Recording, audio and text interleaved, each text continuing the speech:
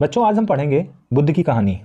बौद्ध धर्म के संस्थापक, इनका बचपन का नाम सिद्धार्थ था, जिन्होंने गौतम के नाम से भी जाना जाता है। और फ्रेंड्स, ये लगभग 2500 वर्ष पूर्व हुआ था इनका जन्म। यह वह समय था जब लोगों के जीवन में तेजी से परिवर्तन हो रहे थे। जैसा कि तुमने अध्याय 5 में पढ़ा, महाजनपदों में कुछ राजा शक्तिशाली थे, जैसा कि मैंने बताया था कि बिंबिसार और अजातशत्रु। हजारों साल बाद फिर नगर उभरने लगे, गांवों के जीवन में बदलाव आ रहा था। बहुत से विचारक इन परिवर्तनों को समझने का प्रयास कर रहे थे। वे जीवन के सच्चे अर्थ को भी जानना चाह रहे थे। बुद्ध छत्री थे तथा शाक्त नामक एक छोटे से गढ़ से संबंधित थे। युवावस्था में ही ज्ञान की खोज में उन्होंने घर के सुखों को छोड़ दिया। अनेक वर्षों तक वे भ्रमण करते रहे तथा अन्य विचारकों से मिलकर चर्चा करते रहे। अंततः ज्ञान प्राप्ति के लिए उन्हें स्वयं ही रास्ता ढूंढने का निश्चय किया। इसके लिए उन्होंने बोध गया, वर्तमान का बिहार में एक पीपल के नीचे कई दिनों तक तपस्या की। अंततः उन्हें ज्ञान प्राप्त हुआ। क्वेश्चन पूछा जाता है कि बुद्ध को ज्ञान प्राप्ति कहाँ पे हुई थी? बोध गया, वर्तमान का बिहार। यानी डायरेक्ट क्वेश्चन पूछा जाता है कि बुद्ध को ज्ञान प्राप्ति कहाँ हुई थी? पीपल के वृक्ष के नीचे, और कहाँ पर? बोध गया। ये दो प्रश्न आपके लिए महत्वपूर्ण हो जाते हैं। इसके बाद वे वाराणसी के निकट स्थित सारनाथ गए और यहाँ पे उन्होंने पहला उपदेश दिया। ये भी क्वेश्चन बनता है कि बुद्ध ने अपना पहला उपदेश कहाँ पे दिया था? सारनाथ में। 3 क्वेश्चन हो जाते हैं। अगला क्वेश्चन बनता है कि बुद्ध की मृत्यु कहाँ पे हुई थी? तो कुशीनारा में, वर्तमान में कुशीनगर। और इन्होंने टहलते हुए यानी पैदल चलते हुए पूरा जीवन बिताया, शिक्षा दी। बुद्ध ने शिक्षा दी कि जीवन कष्टों और दुखों से भरा हुआ है, क्योंकि फ्रेंड्स, आपकी इच्छाएं इतनी अनंत हैं और लालसाएं इतनी हैं कि आप कभी भी सुख का अनुभव नहीं कर सकते। कुछ क्षण के लिए सुख प्राप्त कर सकते हैं। यदि आप संतुलन बनाएंगे, आत्मसंयम अपनाकर ऐसी लालसाओं से मुक्ति पा सकते हैं। और इमेज में देख रहे हैं कि यह सारनाथ स्तूप है, जो कि यहाँ पे बुद्ध ने अपना पहला उपदेश दिया था। वर्तमान में वाराणसी से 40 किलोमीटर के समीप पे पड़ता है। उन्होंने लोगों को दयालु होने और मनुष्यों के साथ साथ जानवरों के साथ भी आदर करने की शिक्षा दी। वर्तमान जीवन के साथ साथ बाद के जीवन को भी प्रभावित करते हैं आपके कर्म, बुद्ध ने ऐसा कहा। वेदों की, और हाँ, एक अगला क्वेश्चन आप बनता है कि बुद्ध ने अपनी शिक्षा सामान्य लोगों की प्राकृत भाषा में दी। तो बुद्ध के जो उपदेश थे किस भाषा में दिए गए हैं? प्राकृत भाषा में दिए गए हैं। और वेदों की रचना के लिए किस भाषा का प्रयोग किया गया था? आप मुझे कमेंट बॉक्स में कमेंट करके बताएं, क्योंकि फ्रेंड्स, आपको मैंने बताया था संस्कृत, जो कि वर्तमान संस्कृत से भिन्न थी। आप मुझे कमेंट बॉक्स में कमेंट करके बताएं। अब यहाँ पे एक उपदेश छिपा हुआ है किस्सा गौतमी की कहानी से, तो मैं आपको यहाँ पे बताता हूँ। बुद्ध के विषय में एक प्रसिद्ध कहानी है। यह समय था, किस्सा गौतमी नामक एक स्त्री थी, इसका पुत्र मर गया था और इससे यह काफ़ी दुखी थी। वह अपने बच्चे को गोद में लेकर सड़कों में घूम रही थी नगर में। तभी एक भला व्यक्ति उन्हें बुद्ध के पास ले गया। बुद्ध ने कहा, मुझे एक मुट्ठी भर बीज ला के दो सरसों के। जैसे ही किस्सा गौतमी प्रसन्न हुई भाई कि उनका पुत्र जीवित हो जाएगा, और वो लेने गई सरसों के बीज। बुद्ध ने तभी उन्हें रोका और कहा, ये बीज उस घर से लाना कि जहाँ पे किसी की मृत्यु न हुई हो। अब किस्सा गौतमी गई, हर घर में झाँका, देखा, मांगा कि जहाँ कोई ना मरा हो, मगर हर घर में कोई ना कोई मरा हुआ था, किसी ना किसी की मृत्यु हुई थी। तो इस तरह से किस्सा गौतमी को बुद्ध ने एक उपदेश दिया कि भाई, यह एक अटल सत्य है, जो जिएगा वह मरेगा। बुद्ध दुखी माँ को क्या शिक्षा देने का प्रयास कर रहे थे? मैंने आपको बताया कि भाई, जो अटल है सत्य, मृत्यु, जो जिया है वो मरेगा। अब उपनिषद के बारे में यहाँ पे थोड़ी सी चर्चा कर लेते हैं, क्योंकि उसी समय दूसरे अन्य चिंतक जो थे कठिन प्रश्नों का उत्तर ढूंढने का प्रयास कर रहे थे। अधिकांश चिंतकों का यह मानना था कि इसमें कुछ तो ऐसा है जो स्थायी है और जो मृत्यु के बाद भी बचा रहता है। उन्होंने इसका वर्णन आत्मा तथा ब्रह्मा और सार्वभौम आत्मा के रूप में किया। वे जानते थे कि आत्मा और ब्रह्म एक ही है। ऐसे कई विचारकों का संकलन उपनिषदों में हुआ है। उपनिषदों का यानी उपनिषद का शाब्दिक अर्थ क्या है? गुरु के समीप बैठना। इन ग्रंथों में अध्यापकों और विद्यार्थियों के बीच बातचीत का संकलन किया गया है। यहाँ पे फ्रेंड्स, षड दर्शन की बात की जाए, 6 दर्शन है, और किसने किस दर्शन को दिया है, प्रतिपादित किया है। जैसा कि आपको पता है, वैशेषिक दर्शन किसने दिया है? ऋषि कड़त के द्वारा वैशेषिक दर्शन दिया गया है। ऋषि गौतम के द्वारा न्याय दर्शन दिया गया है। ऋषि कपिल के द्वारा सांख्य दर्शन दिया गया है। ऋषि पतंजलि के द्वारा योग दर्शन दिया गया है। जैमिनी के द्वारा पूर्व मीमांसा और उत्तर मीमांसा दिया गया है, और व्यास के द्वारा वेदांत दर्शन दिया गया है। ये 6 दर्शन हैं। ये जो वार्तालाप है छंदयोग उपनिषद नामक प्रसिद्ध उपनिषद की एक कहानी पर आधारित है। यहाँ पे 2 ऋषि हैं, शौनक और अभिप्रतारिण नामक 2 ऋषि सार्वभौम आत्मा की उपासना करते थे। एक बार ज्यों ही वे भोजन बैठने के लिए बैठे, एक भिखारी आया और भोजन मांगने लगा। शौनक ऋषि ने कहा कि हम तुम्हें कुछ नहीं दे सकते। भिखारी ने पूछा, विद्वजन आप किसकी उपासना करते हैं? अभी प्रताड़ित ने उत्तर दिया, सार्वभौम आत्मा की। और भिखारी ने कहा, ओ इसका मतलब आप यह जानते हैं कि सार्वभौम आत्मा संपूर्ण विश्व में विद्यमान है? ऋषियों ने कहा, हाँ हाँ हाँ यह जानते हैं। भिखारी ने फिर पूछा, अगर यह सार्वभौम आत्मा संपूर्ण विश्व में विद्यमान है तो यह मेरे अंदर भी विद्यमान है। मैं कौन हूँ? मैं इस विश्व का एक भाग हूँ। तुम सत्य बोलते हो युवा ब्राह्मण, इसलिए हे ऋषियों, मुझे भोजन ना देकर आप उस सार्वभौम आत्मा को भोजन देने से मना कर रहे हैं। भिखारी की बात की सच्चाई जानकर ऋषियों ने उसे भोजन दिया। तो यह कहने का यहाँ पे यह भी एक उपनिषद का जो पार्ट है कहानी के रूप में दिया गया है। यहाँ पे भी एक बात बताई गई है कि हर व्यक्ति में जीव है, यानी हर व्यक्ति में परमात्मा का अंश है। किसी का भी अनादर नहीं करना चाहिए, यदि कोई आए उसका सम्मान करना चाहिए। ऐसी बातें यहाँ पे इससे निकल के आती हैं।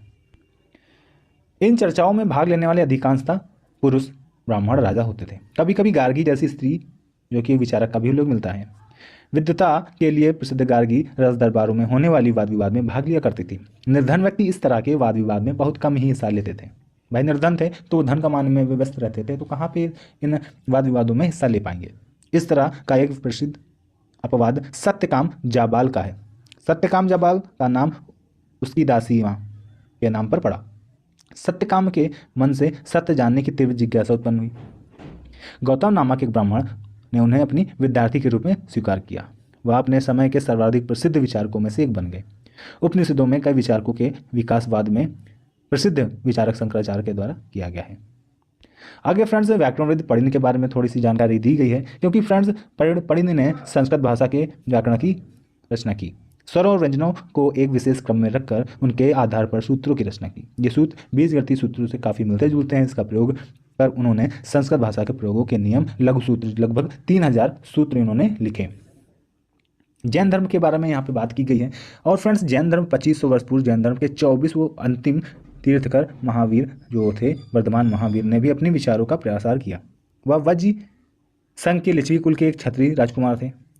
डायरेक्ट पूछा जा सकता है कि जैन धर्म के अंतिम तीर्थकर जो थे महावीर का जन्म कब हुआ था? 2500 वर्ष पूर्व। और ये किस कुल से इनका संबंध था? लिच्छवी कुल से, क्षत्रिय थे। और इस संघ के विषय में आपने अभी मैंने अध्याय 5 में पढ़ा है। और 30 वर्ष की आयु में उन्होंने घर त्याग दिया। ये भी क्वेश्चन पूछा जाता है कि महावीर स्वामी ने किस आयु अवस्था में घर त्यागा था? तो 30 वर्ष की आयु में उन्होंने घर त्यागा था। 12 वर्ष तक उन्होंने कठिन और एकांकी जीवन व्यतीत किया। उसके बाद उन्हें ज्ञान प्राप्ति हुई।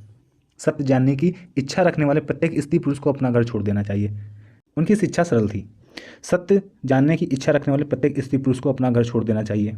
उन्हें अहिंसा के नियमों का कड़ाई से पालन करना चाहिए। किसी भी जीव को ना तो कष्ट देना चाहिए और ना ही उसकी हत्या करनी चाहिए। महावीर का कहना था, सभी जीव जीना चाहते हैं, सभी जीव के लिए जीवन प्रिय है। महावीर ने अपनी शिक्षा प्राकृत में दी, यानी कि प्राकृत भाषा में बुद्ध ने भी अपना बारे में बताया और महावीर ने भी बताया। प्रचलन क्षेत्र के आधार पर ही उनके अलग अलग नाम थे। मगध में बोली जाने वाली प्राकृत मगधी कहलाती थी।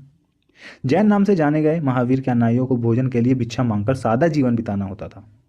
उन्हें पूरी तरह से ईमानदार होना पड़ता था। चोरी न करने की उन्हें सख्त हिदायत थी। उन्हें ब्रह्मचर्य का पालन करना होता था। पुरुषों को वस्त्रों सहित सब कुछ त्याग देना पड़ता था। अब जैन शब्द जो है जिन शब्द से निकला हुआ है। इसका मतलब क्या होता है? विजेता। महावीर के लिए जिन शब्द का प्रयोग क्यों किया गया? अब मुझे कमेंट बॉक्स में कमेंट करके बताएं। अधिकांश व्यक्तियों के लिए ऐसे कड़े नियम का पालन करना बहुत कठिन था। फिर भी हजारों व्यक्तियों ने इस नई जीवन शैली को जानने और सीखने के लिए अपने घरों को छोड़ दिया। वे अपने घरों पर ही रहे और भिक्षु भिक्षुणी बने, लोगों को भोजन प्रदान कर उनकी सहायता करते थे।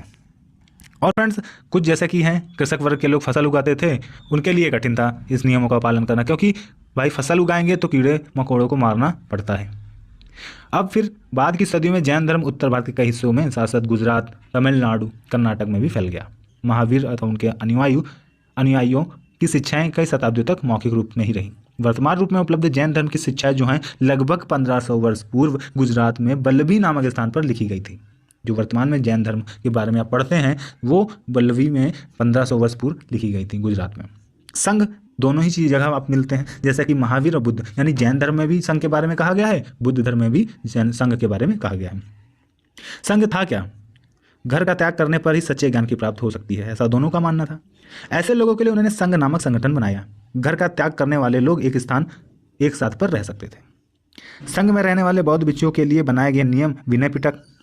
अब डायरेक्ट क्वेश्चन पूछा जाता है, विनय पिटक किस धर्म से संबंधित है? बौद्ध धर्म से संबंधित है। विनय पिटक से हमें पता चलता है कि संघ में पुरुषों और स्त्रियों के रहने के लिए अलग अलग व्यवस्था थी। सभी व्यक्ति संघ में प्रवेश कर सकते थे। हालांकि संघ में प्रवेश के लिए बच्चों को अपने माता पिता सादे, यानी कि बच्चों को माता पिता से आज्ञा लेनी पड़ती थी, दास को स्वामी से, राजा को यानी राजा के या काम करने वाले लोगों को राजा से, कर्जदारों को देनदारों से। कहने का मतलब है जो जिस पे आश्रित था उससे आज्ञा लेनी पड़ती थी। संघ में प्रवेश लेने वाले स्त्री पुरुष सादा जीवन जीते थे। वे अपना अधिकांश समय ध्यान करने में बिताते थे। दिन रात एक निश्चित समय में शहरों और गाँव में जाकर भिक्षा मांगते थे। उन्हें भिक्षु और भिक्षुणी कहा गया। वे आम लोगों को शिक्षा देते थे और साथ ही एक दूसरे की सहायता भी करते थे। संघ में प्रवेश लेने वालों में ब्राह्मण, क्षत्रिय, व्यापारी, मजदूर, नाई, गणिकाएं, दास शामिल थे। इनमें से कई लोगों ने बुद्ध की शिक्षाओं के विषय में लिखा और कुछ लोगों ने संघ में अपने जीवन के विषय में सुंदर कविताओं की रचना की। अब यहाँ पे फ्रेंड्स देख रहे हैं एक गुफा, क्योंकि फ्रेंड्स यह कार्ले महाराष्ट्र में एक गुफा है, क्योंकि यहाँ बरसात के मौसम में भिक्षु और भिक्षुणी जो थे शरण लेकर रहते थे इन स्थलों में। विहार का मतलब क्या होता है? जैन और बौद्ध भिक्षु जो पूरे साल एक स्थान से दूसरे स्थान में घूमते रहते थे, उपदेश देते थे, विचरण करते थे, परंतु वर्षा ऋतु में कठिन यात्रा करना था तो यहाँ पे क्या कहाँ रहेंगे? विहार में या फिर गुफा में रहते थे, जो प्राकृतिक गुफा होती थी। जैसे जैसे समय बीतता गया, भिक्षु और भिक्षुणी ने स्वयं और उनके समर्थकों ने उनकी स्थायी शरण स्थलों की आवश्यकता का अनुभव किया। तब कई शरण स्थल बनाए गए जिन्हें विहार कहा गया। यानी कि डायरेक्ट क्वेश्चन पूछा जा सकता है, विहार और विहार, ये तो हिंदी में भी आता है। विहार एक शरण स्थल कहा जाता है और विहार जो होता है वो एक राज्य का नाम है। आरंभिक विहार लकड़ी के बनाए गए, बाद में इनके निर्माण में ईंटों का प्रयोग होने लगा। पश्चिम भारत में विशेषकर कुछ विहार पहाड़ियों को खोदकर बनाए गए। यहाँ पे फ्रेंड्स जैसा कि आपको पता है, बौद्ध ग्रंथ से ज्ञात होता है महासागरों में मिलने पर नदियों की अलग अलग पहचान समाप्त हो जाती है। ठीक उसी तरह बुद्ध के अनुयायी जब भिक्षुओं की श्रेणी में प्रवेश करते हैं तो अपना वर्ण, श्रेणी, परिवार सब त्याग देते हैं। प्रायः किसी धनी व्यापारी राजा भूस्वामी द्वारा दान में दी गई भू पर विहार का निर्माण होता था। यानी जो भूमि दान में दी जाती थी उसी पे विहार बनाए जाते थे। स्थानीय व्यक्ति भिक्षु भिक्षुणियों के लिए भोजन, वस्त्र, दवाइयाँ लेकर आते थे, जिसके बदले में भिक्षु और भिक्षुणियों लोगों को शिक्षा देते थे। आगे आने वाली शताब्दियों में बौद्ध धर्म उपमहाद्वीप के विभिन्न हिस्सों के साथ साथ बाहरी क्षेत्रों में भी फैल गया। अध्ययनों में आपको अधिक इसके बारे में बताएंगे। बौद्ध जैन बौद्ध धर्म से जिस प्रकार लोकप्रिय हो रहे थे उसी समय ब्राह्मणों ने आश्रम व्यवस्था लागू कर दी। ये ढल रहा था हिंदू धर्म, इसलिए इन्होंने आश्रम व्यवस्था ला दी। आश्रम क्या है? ये 4 तरह के आश्रम थे या वह व्यवस्था थी जिसमें ब्रह्मचर्य, गृहस्थ, वानप्रस्थ, संन्यास। बोले ब्रह्मचर्य जो आप यानी कि ब्रह्मचर्य के अंतर्गत ब्राह्मण, क्षत्रिय, वैश्य यह अपेक्षा की जाती थी कि इन चरण के दौरान वे सादा जीवन बिताकर वेदों का अध्ययन करेंगे। गृहस्थ आश्रम के अंतर्गत वे विवाह कर गृहस्थ के रूप में रहना होता था। वानप्रस्थ में जंगल में रहना होता था और उसके बाद सन्यासी जीवन व्यतीत करना था, सब कुछ त्याग कर। आश्रम व्यवस्था में लोगों को अपने जीवन का कुछ हिस्सा ध्यान में लगाने पर भी बल दिया। अब यहाँ पे सबसे खराब आदत क्या थी? यहाँ पे कुछ बातें हैं, जैसे प्रायः स्त्रियों को वेद पढ़ने की अनुमति नहीं थी और उन्हें अपने पतियों के साथ यानी पतियों द्वारा पालन किए जाने वाले आश्रमों का ही अनुसरण करना होता था। यदि पति पत्नी का विवाह हुआ है तो यदि पति ने गृहस्थ जीवन निभाया यानी गृहस्थ आश्रम निर्वाह कर रहा है तो ठीक है, ब्रह्मचर्य कर लिया तो इसलिए उस पर टीका टिप्पणी नहीं कर सकती। या वानप्रस्थ अपना लिया आश्रम तो वानप्रस्थ में अकेले ही हो जाता था, जंगल में रहता था, या स्त्रियों को भी जाना पड़ता होगा तो जाती होंगी। इस तरह चीज़ें हैं। अब ईरान के बारे में कुछ जानकारी आपको देते हैं। जरथुस्त्र एक ईरानी पैगंबर थे। इनकी शिक्षाओं का संकलन जिद्दा अवस्था नामक ग्रंथ में मिलता है। जिंद अवस्था की भाषा तथा इनमें वर्णित रीति रिवाज वेदों की भाषा रीति रिवाजों से काफ़ी मिलती जुलती है। जरथुस्त्र की मूल शिक्षा सूत्र सदविचार, सद्वचन, सदकार से संबंधित है और ऐसा माना जाता है कि 1000 से अधिक वर्षों तक जरथुस्त्रवाद ईरान का एक प्रमुख धर्म रहा। बाद में कुछ जरथुस्त्रवादी ईरान से आकर गुजरात, महाराष्ट्र के तटीय नगरों में बस गए। वे लोग ही आज के पारसियों के पूर्वज कहलाए। अब यहाँ पे फ्रेंड्स उपयोगी शब्द जैसे कि मैंने तृष्णा पढ़ा यानी कि लालसा, तृष्णा, जलन जिसे कहते हैं। प्राकृत यह भाषा थी। आत्मा और ब्रह्मा दोनों एक ही रूप हैं। उपनिषद गुरु के समीप बैठना। जैन धर्म है अहिंसा, हिंसा ना करने वाला यानी अहिंसा जहाँ पे हिंसा ना हो। भिक्षु भीख मांगने वाला। संघ जहाँ पे लोग रहते हों। विहार एक आश्रय जहाँ पे बौद्ध भिक्षु रहते हों, शरण स्थल जिसे कहते हैं बरसात के मौसम में। आश्रम 4 तरह के आश्रम पढ़े हमने जो कि हिंदू धर्म से संबंधित है। बुद्ध ने लोगों तक अपने विचारों का प्रसार करने के लिए किन किन बातों पर जोर दिया? अब मुझे कमेंट बॉक्स में कमेंट करके बताएं। अब सही गलत आप सभी को पता होगा यदि लेक्चर सुना होगा तो। बुद्ध ने पशुबल को बढ़ावा दिया, गलत है। बुद्ध द्वारा प्रथम उपदेश सारनाथ में दिया गया, सही है। बुद्ध ने शिक्षा दी कि कर्म का हमारे जीवन में कोई प्रभाव नहीं पड़ता है, गलत है, क्योंकि कर्म का हमारे जीवन में बहुत प्रभाव पड़ता है। बुद्ध ने बोध गया में ज्ञान की प्राप्ति की, सही है। उपनिषदों के विचारकों का मानना था कि आत्मा और ब्रह्म वास्तव में एक ही हैं, बिल्कुल सही है। उपनिषदों के विचारक किन प्रश्नों का उत्तर देना चाहते थे?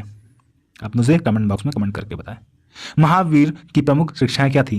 कमेंट बॉक्स में कमेंट करके बताएं, क्योंकि ये बहुत ही नॉर्मल क्वेश्चन है, आप छांट के लेक्चर सुना है तो इजीली कमेंट कर सकते हैं। और फ्रेंड्स यहाँ पे कुछ तिथियां, जैसा कि उपनिषदों के विचारक जैन और महावीर बुद्ध लगभग 2500 वर्ष पूर्व से संबंधित हैं। जैन ग्रंथों का लेखन 1500 वर्ष पूर्व किया गया है। कहाँ पे? वल्लभी, गुजरात में। बेसिकली आशा करता हूँ आपको चीज़ें समझ में आई होंगी।